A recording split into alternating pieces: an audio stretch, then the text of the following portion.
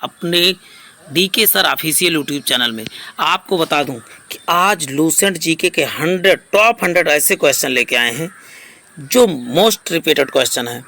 आप इस वीडियो को पूरा वॉच करेंगे, आपको लगेगा कि हाँ ये मोस्ट रिपीटेड क्वेश्चन है। तो प्यारे साथियों, वीडियो में लास्ट तक बने रहें, आपको इसका बहुत ज़बरदस्त फ़ायदा मिलने वाला है।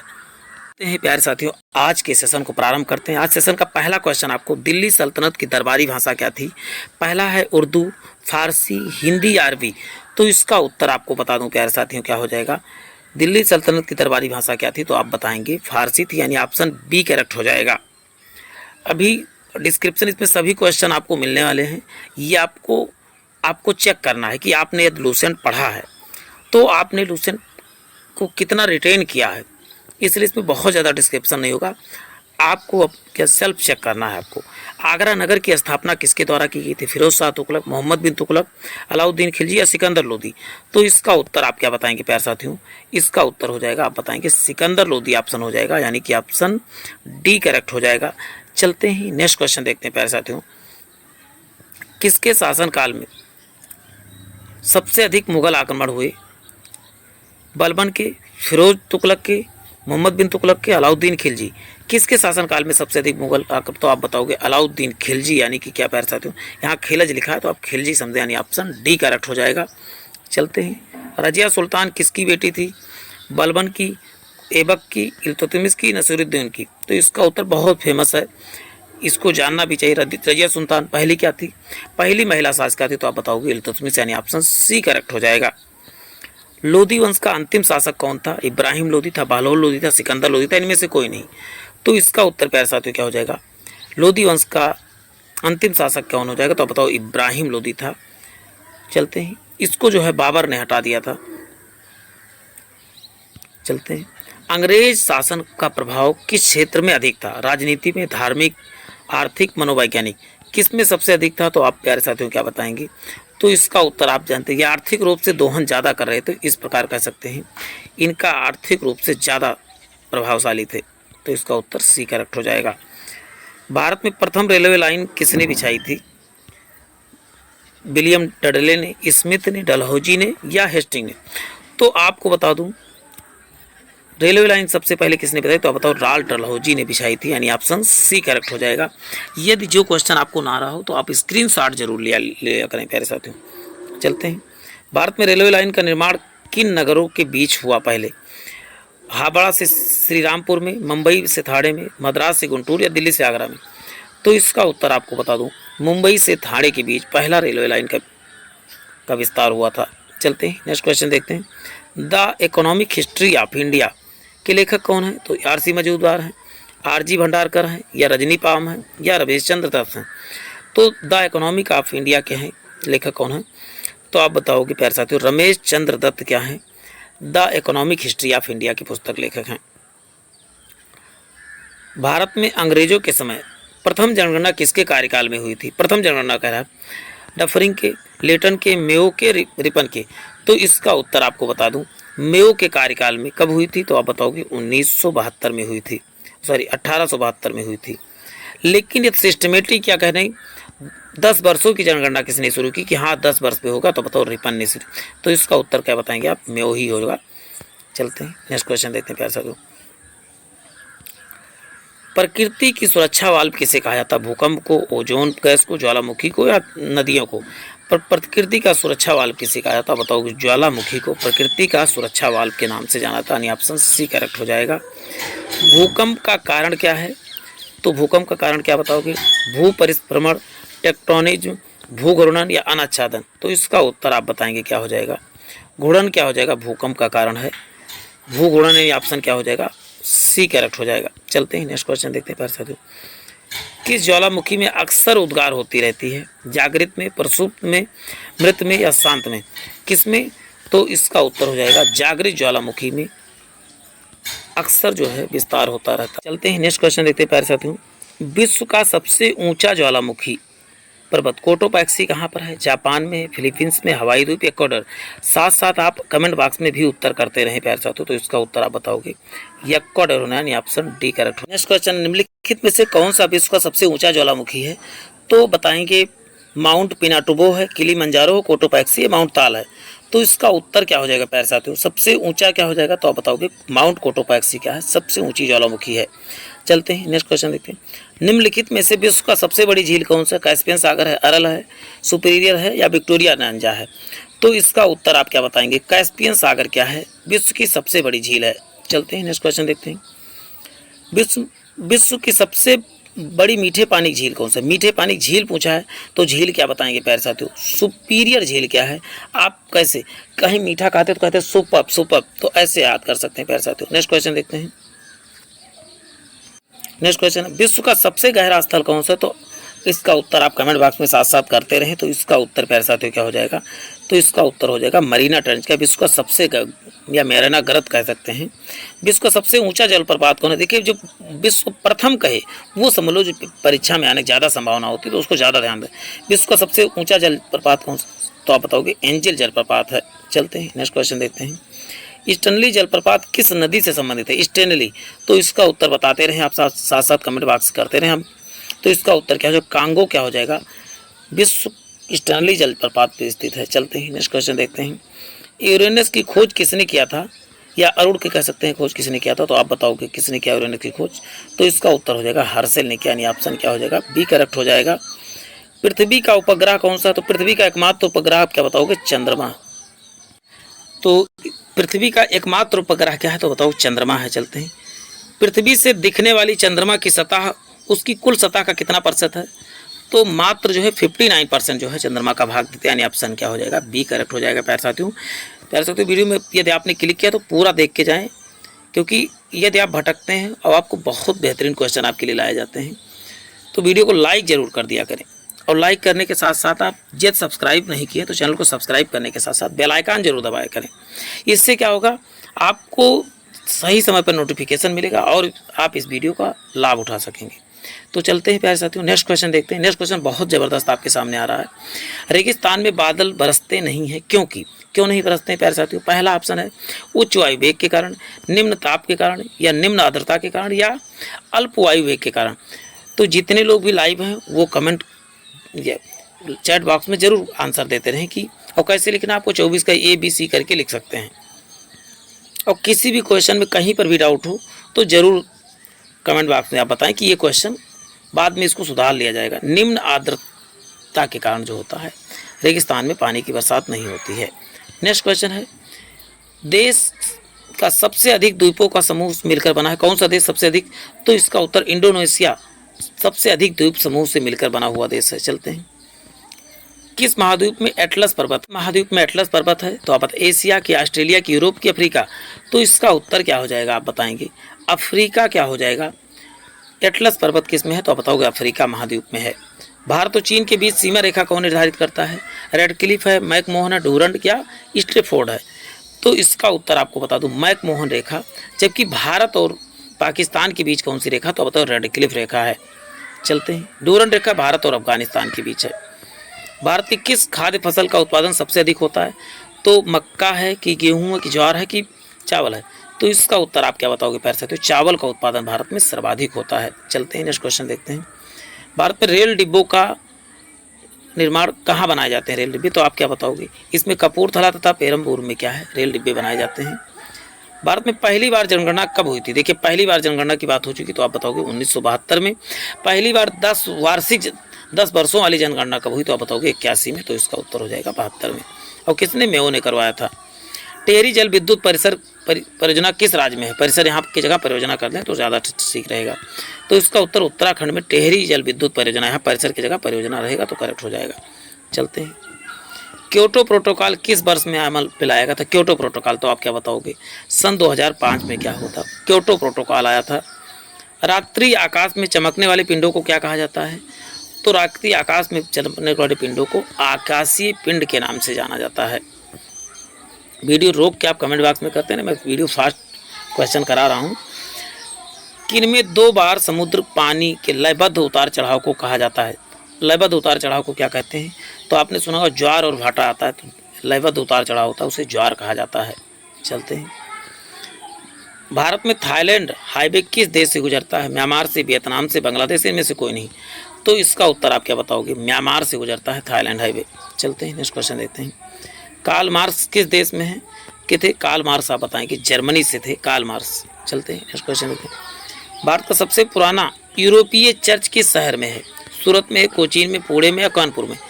यूरोपीय चर्च कहाँ पर है तो आप क्या बताओगे? कोचीन में सबसे पुराना जो यूरोपीय चर्च है। चलते हैं नेक्स्ट क्वेश्चन देखते हैं। सूर्य नमस्कार के कुल कितने चरण हैं? 10 हैं, 19 हैं, 12 हैं या 11 हैं? देखिए योगा का चलन इस समय बहुत चल रहा है तो आपको योगा क्वेश्चन भी आ सकते हैं। तो बताएं 11 चरण है किसके? सूर्य नमस्कार के। चलते हैं। इंडिया गेट का डिजाइन किसने तैयार किया था? तो इंडिया गेट का पहला ऑप्शन बंकी इरविन या लुटियंस। तो इसका उत्तर आपको बता दूं एडविन लुटियंस क्या थे? इंडिया गेट के डिजाइनर थे। और आपको बता दूं जो पुराना संसद था उसके भी डिजाइनर यही थे। कर्मा नृत्य किससे संबंधित है? तो कर्मा आप बताओगे मध्य प्रदेश से भी है और उत्तर प्रदेश से के भी कुछ पार्ट से है। यहाँ पर मध्य प्रदेश नहीं होना चाहिए, यहाँ उत्तर प्रदेश ही करेक्ट हो जाएगा, यानी कि ऑप्शन ए करेक्ट हो जाएगा। राजा राम मोहन राय का जन्म कहाँ पर हुआ था? तो वर्धमान जिला में, परगना में या हुगली में या सुल्तानपुर में? किस जिले में हुआ था? तो आप क्या बताओगे? वर्धमान जिला पश्चिम बंगाल में हुआ था। चलते हैं। निम्नलिखित में से किस धर्म सुधारक की मृत्यु भारत से बाहर हुई? तो इसका बताएंगे राजा राम मोहन राय की मृत्यु कहाँ पर हुई थी? ब्रिस्टल में हुई थी, ब्रिटेन में हुई थी, यानी ऑप्शन क्या हो जाएगा? बी करेक्ट हो जाएगा। देखिए यूनाइटेड किंगडम यहाँ लिखा भी हुआ है। 1857 की विद्रोह, बरेली से विद्रोह का नेता कौन थे? तो बरेली से विद्रोह का नेता आप क्या बताओगे? खान बहादुर खान क्या थे? बरेली से विद्रोह के नेता थे। कौन आज़ादी की पहली लड़ाई में शामिल नहीं हुआ था? रानी लक्ष्मीबाई, भगत सिंह, तात्या टोपे, बहादुर शाह जफर। तो कौन नहीं शामिल हुआ था? तो आप बताओगे भगत सिंह जो है 1857 की क्रांति में जो है शामिल नहीं थे, यानी ऑप्शन क्या हो जाएगा? बी करेक्ट हो जाएगा। इल्बर्ट फील्ड विवाद किस वायसराय के कार्यकाल में उभरा? तो पहला रिपन, लिटन, डफरिन या नॉर्थब्रुक? तो इसका उत्तर आप क्या बताएंगे? रिपन के कार्यकाल में जो हुआ था इल्बर्ट बिल जो हुआ था उभरा था। नेक्स्ट क्वेश्चन देखते हैं। किसको हर्मिट ऑफ शिमला या शिमला का संत कहा जाता है? तो साथ साथ कमेंट आप भी करते रहें। तो इसका उत्तर हो जाएगा एलन एक्टोवियन या एओ ह्यूम को क्या कहा जाता है? भारत शिमला का संत या हर्मिट ऑफ शिमला का के नाम से भी पुकारा जाता है। ब्रिटिश संसद के लिए कौन सा भारतीय पहली बार निर्वाचित हुआ था? जवाहरलाल नेहरू, दादा भाई नौरोजी या सरदार वल्लभ भाई पटेल या कलाम जी? तो इसका उत्तर हो जाएगा ब्रिटिश संसद में पहली बार चुने जाने वाले वक्त दादा भाई नौरोजी थे। चलते हैं। किस गवर्नर जनरल के कार्यकाल के भारतीय राष्ट्रीय कांग्रेस बनी थी? तो आपको बता दूं लॉर्ड हार्डिंग के दिमाग कहा जाता है। कांग्रेस लॉर्ड हार्डिंग के दिमाग की उपज थी। गदर पार्टी के प्रमुख नेता कौन थे? हरदयाल जी थे, मित्रा जी थे, चंद्रपाल जी थे या तिलक जी थे? तो आपको बताऊं गदर पार्टी के नेता कौन थे? तो लाला हरदयाल क्या थे? गदर पार्टी के प्रमुख नेता थे। भारतीय राष्ट्रीय कांग्रेस की इंडियन एसोसिएशन का मिलन किस वर्ष हुआ? भारतीय कांग्रेस तथा इंडियन एसोसिएशन का मिलन क्या होता है? 1886 में हुआ था, यानी ऑप्शन क्या हो जाएगा? आप बताओगे। डी करेक्ट हो जाएगा। भारतीय संविधान किस अनुच्छेद के तहत नीति आयोग संगठित करता है? तो इसका उत्तर क्या हो जाएगा? आप बताओ। इनमें से कोई नहीं। नीति आयोग का गठन संविधान के अनुसार ये गैर संवैधानिक संस्था है, इसमें संविधान का कहीं पर भी उल्लेख नहीं है। शराबबंदी संविधान की किस धारा से संबंधित है? शराबबंदी आप क्या बताओगे प्यारे साथियों? धारा नहीं, यहाँ आर्टिकल कहना चाहिए था। आर्टिकल क्या 47 में जो है शराबबंदी की बात की गई है। चलते हैं। उच्च न्यायालय को किसका अधीक्षण करने का अधिकार है? तो इसका उत्तर क्या हो जाएगा? अधीनस्थ न्यायालय को जो है अधीक्षण या आदेश देने का अधिकार किसके पास है? तो आप बताओ उच्च न्यायालय को। उच्च न्यायालय के पद की नियुक्त होने वाली प्रथम महिला कौन थी? उच्च न्यायालय पर तो आप बताओगे। उच्च न्यायालय यहाँ पर गलत लिखा अन्ना चांडी। उच्च न्यायालय में कौन थी? तो लीला सेठ थी। जबकि उच्चतम न्यायालय कहा जाए तो आप बताओगे कौन थी? फातिमा बीबी थी। चलते हैं। वर्तमान समय भारत के कितने क्षेत्रीय परिषद कार्यरत हैं? कितने क्षेत्रीय परिषद? तो आप बताओगे 5 क्षेत्रीय परिषद क्या है? तो आप बताओगे कार्यरत हैं। चलते हैं। योजना आयोग का पदेन सभापति कौन होता है? तो बताओगे पदेन सभापति या नीति आयोग का? तो बताओ प्रधानमंत्री ही होता है। चलते हैं। योजना आयोग एक क्या है? तो आप बताओगे प्यारे साथियों। संवैधानिक निकाय है, तदर्थ निकाय, असदर्थ। तो ये असंवैधानिक निकाय है। इसका मतलब संविधान में कहीं भी कोई इसका उल्लेख नहीं है।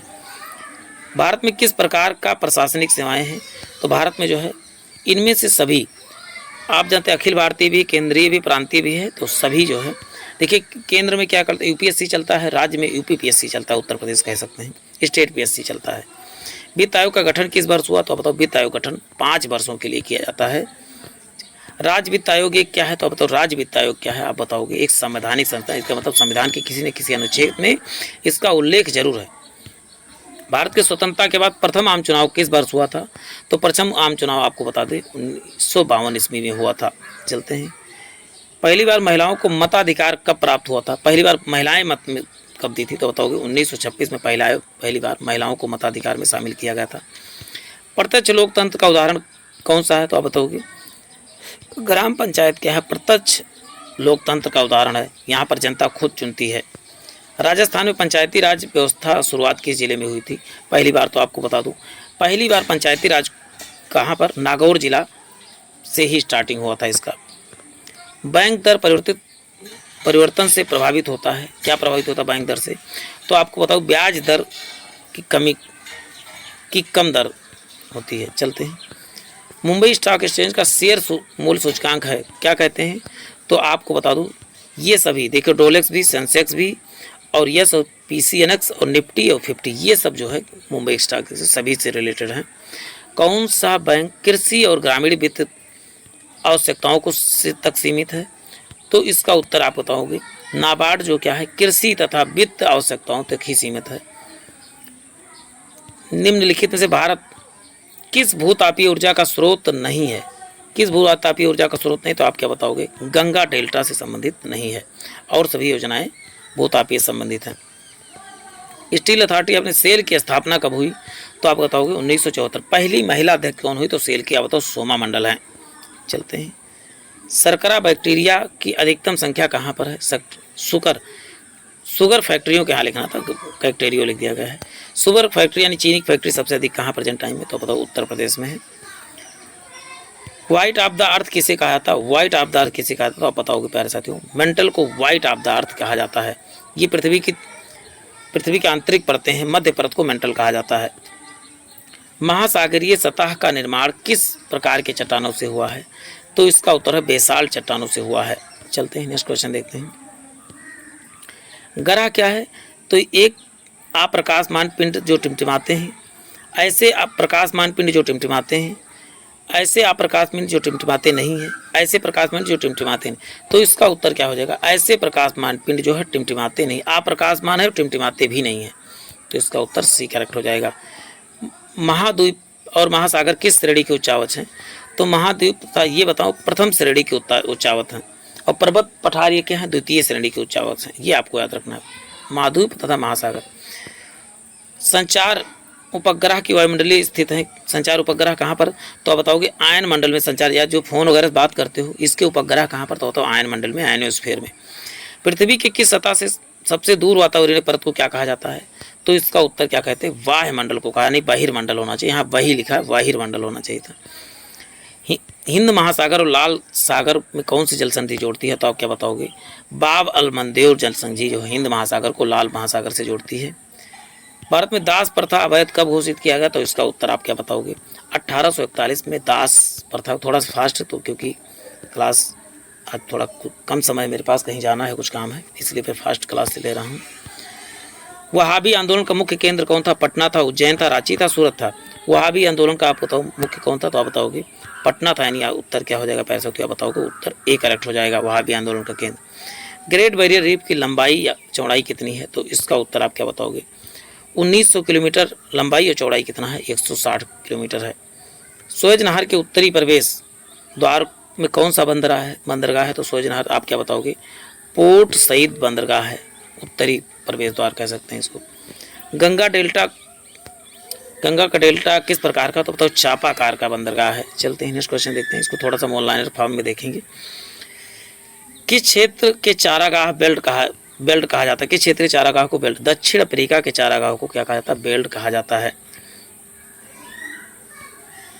सचिन तेंदुलकर ने सभी तरह के फॉर्मेट में कितने सेंचुरी मारे थे, तो सभी तरह के आप बताओगे 100 सेंचुरी मार चुके हैं, यानी ऑप्शन डी करेक्ट हो जाएगा। बस 16 क्वेश्चन और बने। बायजूस क्या है, तो बायजूस एक प्रकार की क्या है शिक्षा की कंपनी है, सभी लोग इससे परिचित होंगे बायजूस के बारे में। वर्तमान 2022 में भारत में बियॉन्ड एयरक्राफ्ट ये वर्तमान लिख दिया है।